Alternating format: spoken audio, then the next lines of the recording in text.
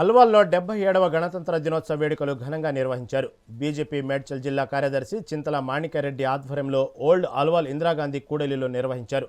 ఈ సందర్భంగా జెండా ఎగురవేసి గణతంత్ర దినోత్సవ శుభాకాంక్షలు తెలిపారు. ఈ కార్యక్రమంలో మల్కాజ్గిరి కో కన్వీనర్ మల్లికార్జున గౌడ్, కార్తిక్ గౌడ్, శేఖర్ తదితరులు పాల్గొన్నారు.